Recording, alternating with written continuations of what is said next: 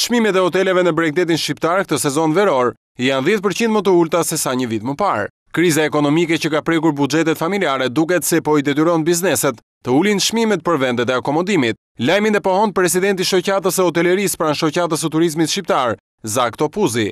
Sipas tij, çmimet këtë vit variojnë nga 2500 në 3000 lekë të reja, ndërkohë që nuk përjashtohen edhe rastet e veçanta në Bregdetin e Jugut, ku çmimet janë 7000 deri në 150000 lekë të reja. Përgjithsisht çmimet variojnë nga 3000 lekë, 25 apo 3000 lekë të reja, shkojnë deri në 70 apo 150 euro. Po këto janë shumë pakta, 2-3 resorte ose më mirë hotele afrojnë këto lloj çmimesh. Pjesa më e madhe janë çmime normale për pushtuesit. Zoti Topuzi pohon gjithashtu se raporti i cilësisë çmim në pjesën ndërmuese të hoteleve nuk është në lartësinë e duhur. Nuk jemi në lartësinë e duhur.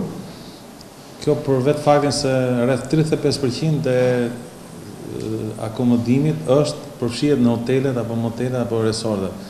65% janë akomodime familjare, cilat janë jashtë skemës të standardeve, jashtë skemës taksave, tatimeve, dhe kjo po ndikon jashtëzakonisht keq në imazhin e Shqipërisë, qoftë edhe në cilësinë e standard, po qoftë edhe dëmton bizneset që kanë investuar në fushën e turizmit, paguajnë taksat, paguajnë tatimet. Të dhënat zyrtare tregojnë se rreth 65% e aftësisë akomoduese në Shqipëri e zën njësitë familjare. Në fakt, ky raport brenda vitit 2012 duhet të ishte rreth 34%, çka tregon se sa pak hotele janë ndërtuar gjatë këtij 10 vjeçari. Një tjetër problem mbetet edhe mungesa e ndërtimit të resorteve, fshatrave turistik apo hoteleve me 4 dhe 5 yje, të cilat kanë krijuar një situatë vështirë për akomodimin e turistëve të nivelit mesatar e të lartë.